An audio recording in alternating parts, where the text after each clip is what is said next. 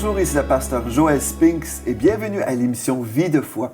Aujourd'hui, j'ai encore le plaisir de recevoir dans les studios du ministère Enseigne-moi le pasteur Georges Amoako. Bienvenue, pasteur Georges. Merci. C'est vraiment encore un plaisir d'être avec vous pour parler de ce Dieu miraculeux, de ce Dieu qui fait des miracles. Amen. C'est ça, le Dieu qui fait des miracles. Amen. Et on a vraiment été bénis jusqu'à présent. On va poursuivre encore aujourd'hui dans notre étude. Je veux juste rappeler nos auditeurs et nos téléspectateurs en ce moment que vous êtes pasteur en Côte d'Ivoire, mais vous avez également 12 églises au total où vous exercez le ministère. Vous êtes comme l'apôtre de ces ministères-là. Donc, voulez-vous nous parler un peu de votre ministère juste pour resituer les gens, pour les nouvelles personnes qui nous rejoignent aujourd'hui? C'est vrai, le ministère s'appelle la Maison de la Destinée, c'est une église. Nous sommes basés à Abidjan même, en Côte d'Ivoire. Et en dehors d'Abidjan, nous avons des églises à l'intérieur du pays et aussi hors du pays. Même à Paris, hein? Je crois que vous avez une église même en France. Oui. Donc, gloire à Dieu. Donc, si jamais les gens veulent vous découvrir, vous êtes aussi sur enseigne-moi.com, un super de merveilleux site chrétien, enseigne-moi.com, et puis vous diffusez également vos cultes en direct. Oui, en direct, c'est vrai. Donc, les gens peuvent aussi découvrir votre ministère via le site web enseigne-moi.com. Donc, gloire à Dieu pour ça. On est en train de parler des problèmes, mais on ne met pas l'accent cette semaine sur les problèmes, mais sur le miraculeux et comment Dieu peut intervenir dans nos vies. Et Dieu a toujours une provision pour ses enfants, parce que Dieu est un bon Père. Et aujourd'hui, on va parler justement de la présence de Dieu dans l'épreuve. Donc, pouvez-vous nous parler un peu, selon la parole de Dieu, retrouvez-vous des personnes dans la parole où vous avez vraiment remarqué que Dieu était là, présent dans leur vie, malgré l'épreuve? Parce que des fois, on s'imagine, quand on passe à travers des difficultés, on s'imagine que Dieu nous a abandonnés. Ça, c'est pas vrai. Dieu est toujours avec nous. Sa présence est toujours là. Quel que soit où nous sommes et quel que soit ce qui nous arrive. Je pense à ces trois personnes, je pense à Shadrach, Meshach et Abednego. Avant même qu'ils ne soient jetés dans la fournaise ardente, Dieu y était, n'est-ce pas? C'est vrai. Dieu y était. Alors, ils n'étaient pas seuls. Dieu était avec eux. Dieu les a dévancés. Alors, nous sommes en train d'établir une vérité biblique. Et voici la vérité. La vérité est que le miracle précède l'obstacle. La provision de Dieu précède le besoin des hommes. En mathématiques, il nous faut un problème et on cherche une solution. C'est ça. En Dieu, ce n'est pas le cas.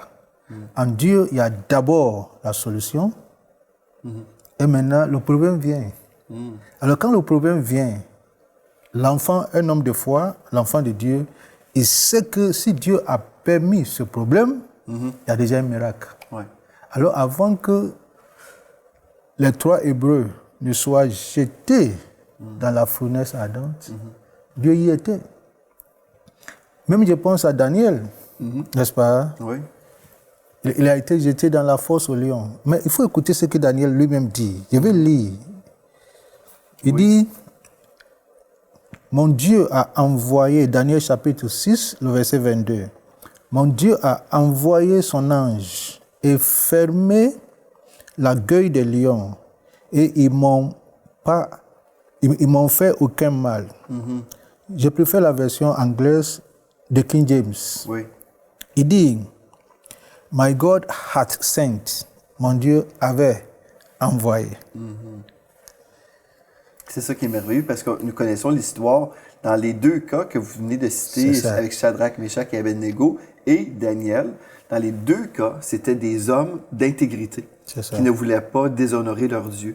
Ils voulaient, Daniel, poursuivre dans sa vie de prière et d'être consacré. Et dans l'autre cas, Shadrach, Meshach et Abednego, ces trois jeunes hommes-là ont refusé de fléchir les genoux devant un faux Dieu. Ils ont voulu honorer l'unique Dieu, le seul Dieu de la parole que nous connaissons, Yahweh.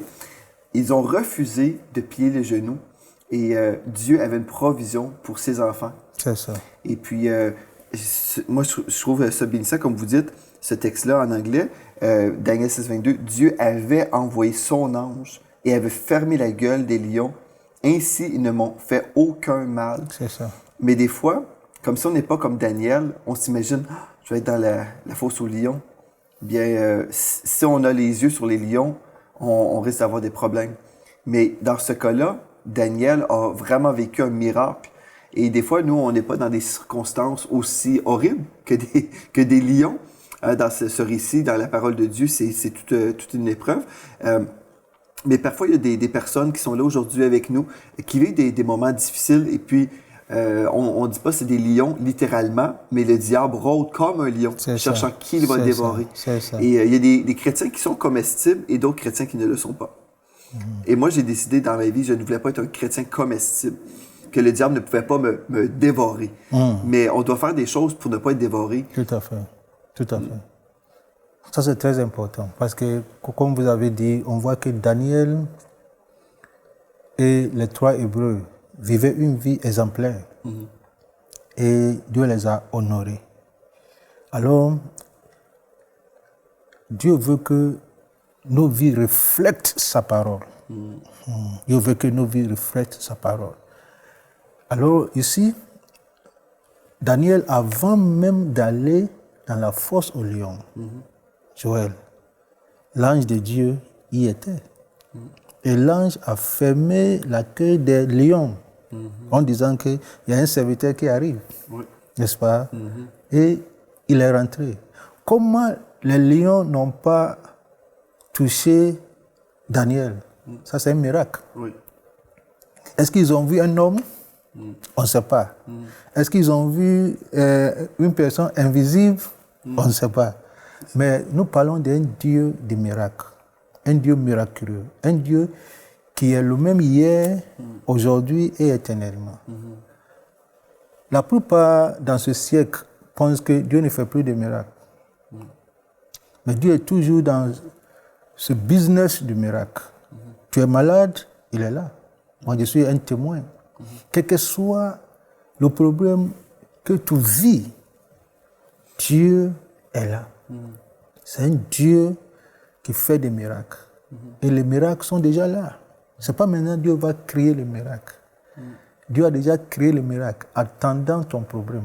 Une des choses, ici, là, on voit 2 cas. Là, on voit Daniel, un homme exemplaire, avec un esprit pur, et on voit aussi Shadrach, Meshach et Abednego, qui ont vraiment honoré Dieu. Mais on a aussi mentionné Jonas hier, qui n'était pas parfait, qui était rebelle.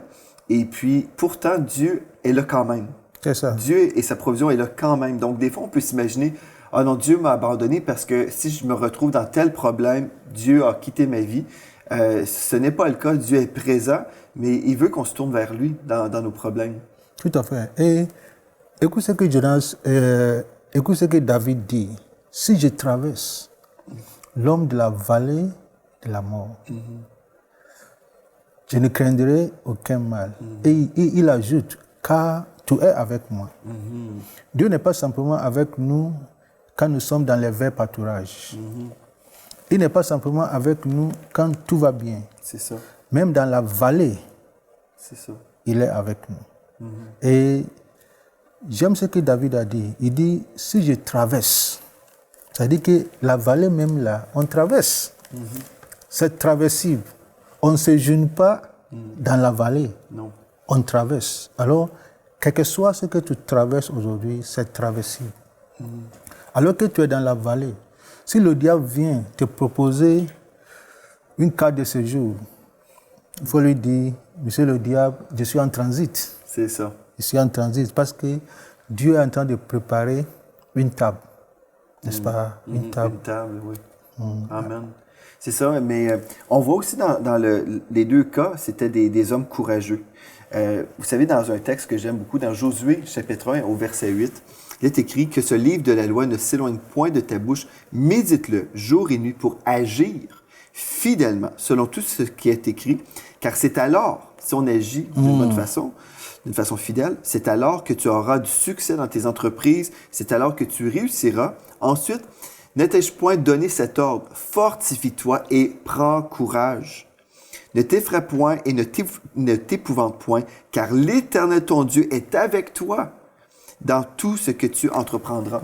Et puis, c'est ça, si on peut avoir la conviction que Dieu, comme Dieu est avec Josué, Dieu est avec nous aujourd'hui. Et des fois, je crois, pasteur, on fait une sorte de séparation entre nous, aujourd'hui, et les hommes de Dieu dans la Bible. On fait une différence. Ah bien oui, ça c'est dans la Bible, ces hommes-là ont vécu des miracles, mais pourtant, nous servons le même Dieu, n'est-ce pas? C'est ça. Le Dieu que vous servez en Côte d'Ivoire, c'est le même Dieu que je sers ici au Canada. C'est le même Dieu. C'est le même Dieu. Et puis, c'est le même Dieu aussi qui est au-delà du temps. Dieu est à l'extérieur du temps. Dieu est éternel. C'est ça. Nous sommes temporaires, n'est-ce pas? Mais Dieu est éternel et il habite en dehors du temps. Il ne se définit pas par le temps, lui. Dieu est tout puissant. Et si Dieu était capable d'agir dans le passé et il voulait agir pour ses enfants, moi, je crois que Dieu n'a pas changé. Qu'il demeure pareil. Il ne nous abandonne pas quand on est dans les épreuves. Mais, comme vous avez dit, la provision est déjà là. La provision est déjà là. Comme dans le cas de Shadrach, Meshach et Abednego. Imaginez là, recevoir cette sentence-là. Vous allez être projeté dans les flammes de feu, dans cette fournaise ardente. Et pourtant, il y a quelque chose qui s'est passé d'absolument incroyable. C'est ça. Nous servons le même Dieu, Joël. Il n'a pas changé.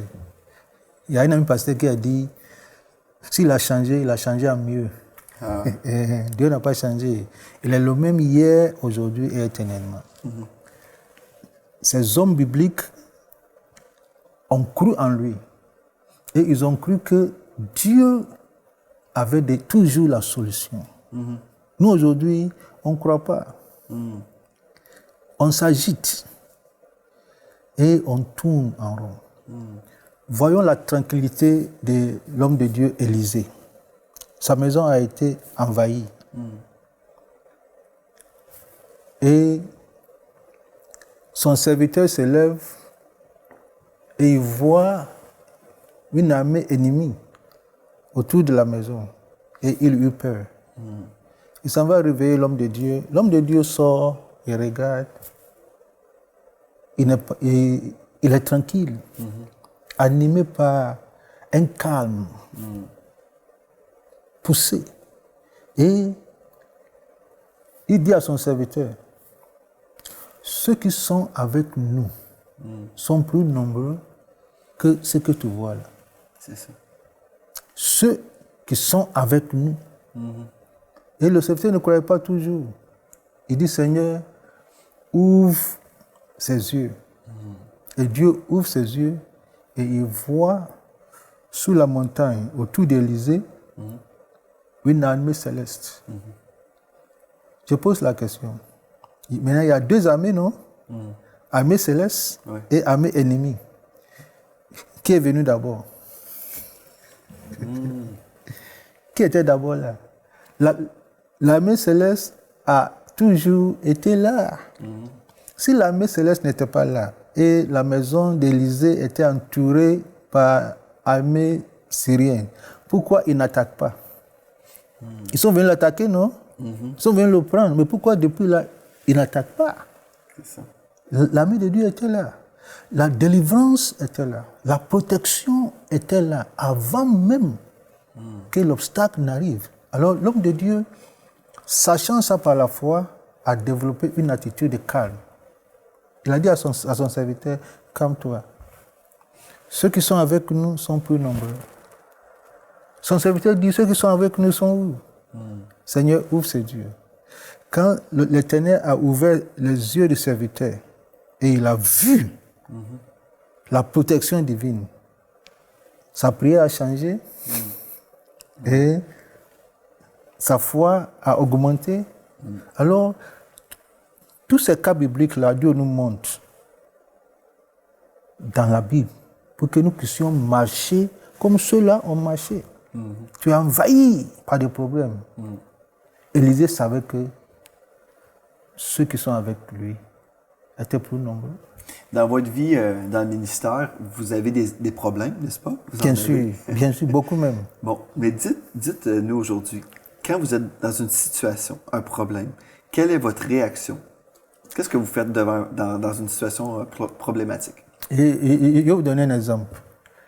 J'ai été à 2 reprises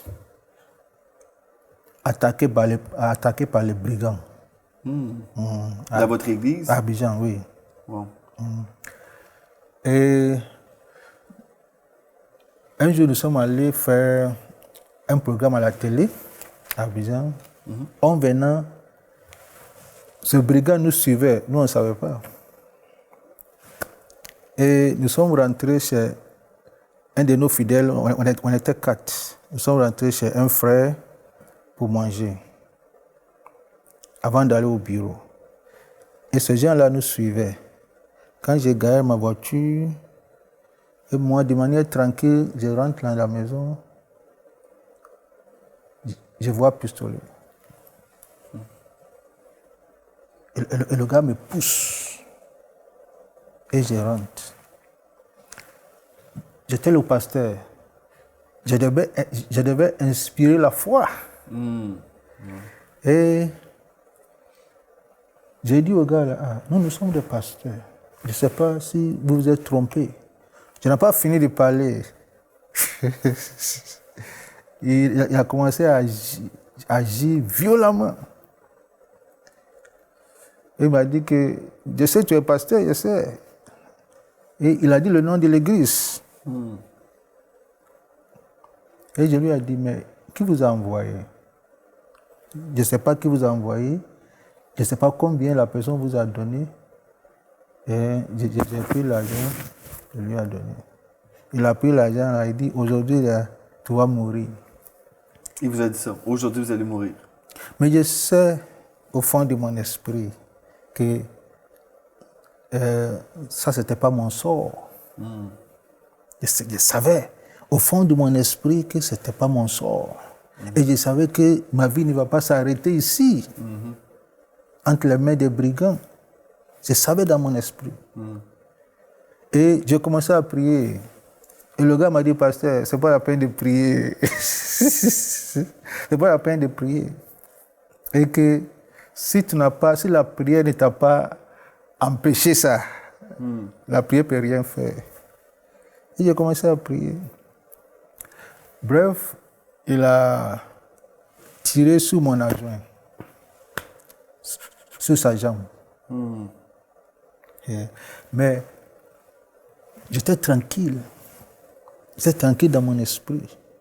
Et le gars même a vu ma sérénité. Parce que je savais, à ce moment-là, je me suis dit, si Dieu a permis ça, c'est pour un témoignage. C'est pour expérimenter sa protection dans nos vies. C'est ça. Alors, nous avons vécu beaucoup de choses.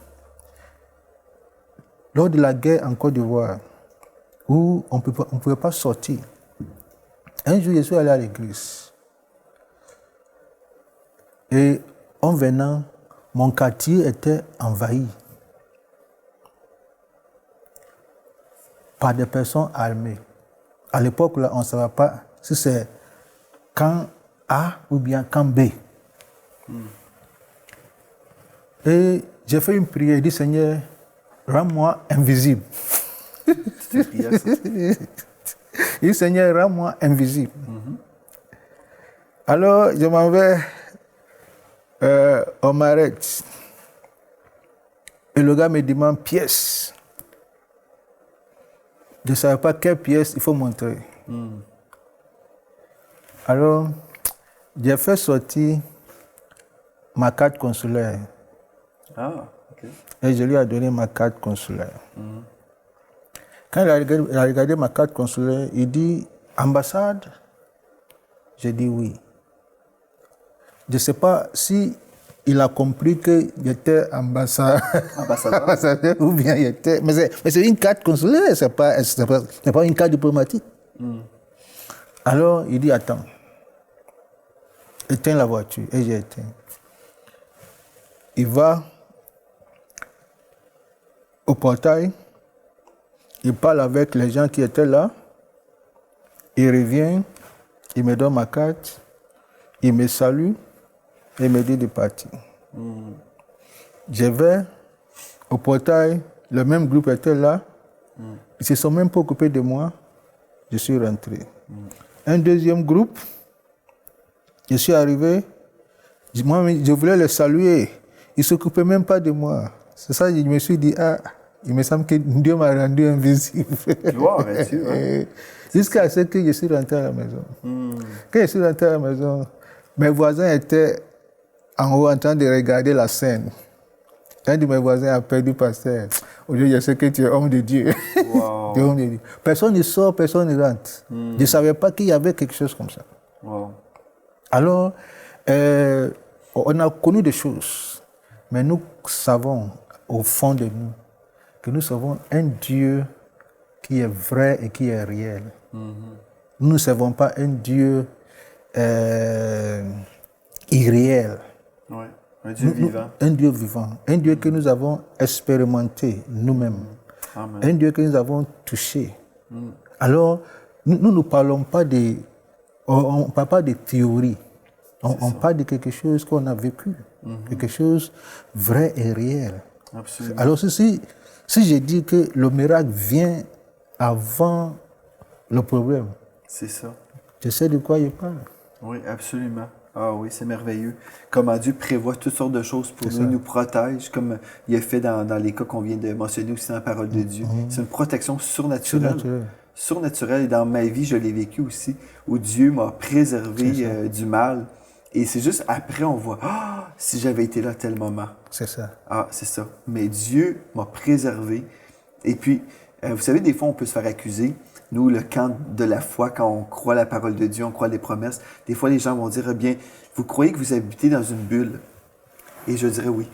C'est ça. Une bulle de la présence de Dieu. C'est ça. Aujourd'hui, on parle de la présence de Dieu. C'est ça qui fait toute la différence. Ça ne veut pas dire que dans la présence de Dieu, qu'on n'aura pas d'épreuves. Non, on voit dans la parole de Dieu, les personnages, les patriarches ont eu des épreuves.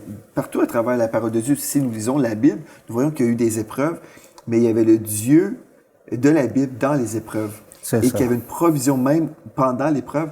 Et puis aujourd'hui, si vous êtes à la maison, puis vous êtes là, puis vous dites, OK, le Seigneur a protégé le pasteur, Dieu a fait un chemin pour lui, où il semblait ne pas avoir de chemin. Vous êtes là et vous dites, oui, mais pour moi, dans mon problème, qu'est-ce que Dieu va faire? Bien, j'aimerais vous inviter, j'aimerais semer des versets dans vos cœurs aujourd'hui, parce que vous avez besoin de vous accrocher à la parole de Dieu. Vous savez, le pasteur a témoigné de sa vie, et on entend, on a des récits dans la parole de Dieu, mais vous avez besoin de recevoir un réma pour votre propre vie. Vous avez besoin de vous accrocher à une promesse de Dieu. Parce que si on veut livrer le bon combat de la foi, on doit avoir notre foi dans la parole. Et le pasteur, ici, qui vous a partagé des témoignages, bien, vous pouvez dire, bien, ça m'inspire dans la foi. Mais votre foi doit être construite, établie sur des promesses de la parole de Dieu. Et vous savez, dans le psaume 46 et le verset 1, il est écrit, « Dieu est pour nous un refuge et un appui, un secours qui ne manque jamais dans la détresse. » Ça ne dit pas qu'on n'aura jamais de détresse, mais ça dit un secours qui ne manque jamais dans la détresse. Donc, si vous êtes dans la détresse aujourd'hui, Dieu ne manquera pas au rendez-vous. En fait, Dieu était là avant la détresse. Dieu était là avant. Et puis, comme vous dites, il y a une armée céleste aussi qui est là. Ça. Une armée céleste. C'est absolument merveilleux. Et dans vos églises aussi, avec 12 églises comme ça que vous avez un peu partout, vous avez certainement aussi entendu d'autres miracles où Dieu est intervenu d'une façon miraculeuse. Peut-être certains de vos pasteurs ont vécu des choses que vous aimeriez partager. OK. Laisse-moi partager comment Dieu nous a permis d'acheter notre cadre. Allez-y. J'ai commencé l'église en 2004.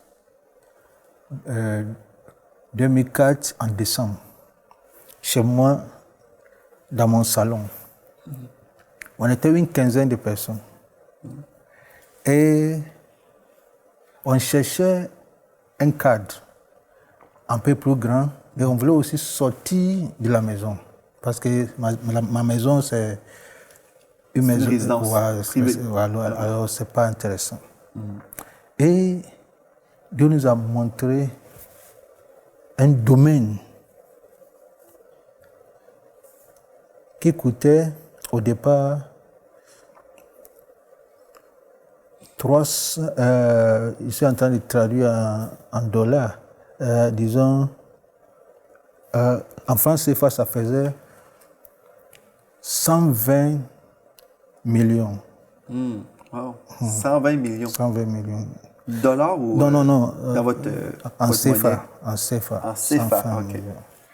Et on avait à peine 6 semaines d'existence. 1 mois et demi. On n'arrivait pas à 50 personnes. Et il fallait acheter ça. On voulait louer. Et quand nous sommes allés voir le propriétaire, il dit, ça vend. Et je me suis dit, on va manifester la foi. On va acheter. Par la grâce de Dieu. Et le monsieur me dit, pasteur, soyez sérieux. Pas affaire de grâce de Dieu. Tu veux ou tu ne veux pas. Je dis, je veux par la grâce de Dieu. Il me dit, parlons business, enlève grâce de Dieu. Là, je lui ai dit, je ne vais pas parler sans grâce de Dieu, parce que c'est Dieu qui va donner l'argent. Après, il a accepté. 6 semaines d'existence. 120 millions. Ça fait à peu près 200 000 dollars. Si je ne me trompe pas. Et c'est beaucoup d'argent. C'est beaucoup d'argent. Surtout pour une église qui avait à peine 6 semaines. On a cru en Dieu. Ouais. Tous les fidèles, on a cru en Dieu. Et Dieu nous a donné un réma. Et on a cru dans sa parole. Pour parler du réma, Dieu nous a donné un réma. Et on a cru dans ce réma. Comme venant du Seigneur. Et nous sommes sautés dans cette affaire-là. Et Dieu a glorifié son nom. Amen. Donc, vous aviez un problème, c'est que tout le monde était dans votre maison. Ce n'est pas une bonne chose. C'est bien d'accueillir des gens quand on veut, mais avoir des cultes tous les dimanches dans une maison, c'est pas toujours idéal. Et puis, Dieu est intervenu par ce réma. Donc, Dieu était présent avec vous. Dieu était présent. Et puis, par sa parole, on peut recevoir justement des rémas. Et puis, cette parole que je viens de mentionner, un secours qui ne manque jamais dans la détresse. Dieu va se révéler à vous. Et puis, c'est ça, il faut qu'on soit des gens de la parole et vraiment croire. Il y a un dernier texte que j'aimerais lire ce matin, aujourd'hui, dans Ésaïe 59, verset 19, il est écrit « On craindra le nom de l'Éternel depuis l'Occident et sa gloire depuis le soleil levant, quand l'ennemi viendra. » Souvent, on a lu le texte « Quand l'ennemi viendra comme un fleuve. » On a lu ça comme ça.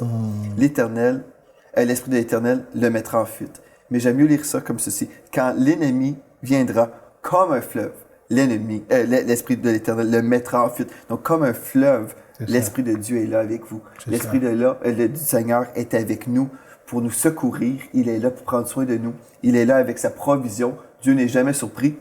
Dieu n'est pas perturbé, du tout excité. Oh non, mais qu'est-ce que je vais faire? Dieu connaît toutes choses. Et en plus, il a sa solution pour nous. Il a cette provision surnaturelle. Et souvent, vous allez la retrouver dans la parole de Dieu. Une parole de Dieu peut changer votre vie à tout jamais. Donc, merci, pasteur, d'avoir été là avec nous aujourd'hui. On va poursuivre demain. Et merci à vous d'avoir été là. C'est la prochaine fois. Soyez richement bénis. Amen. Cette émission est rendue possible grâce au précieux soutien des partenaires d'Enseigne-moi Canal International. Retrouvez tous nos programmes sur emcitv.com.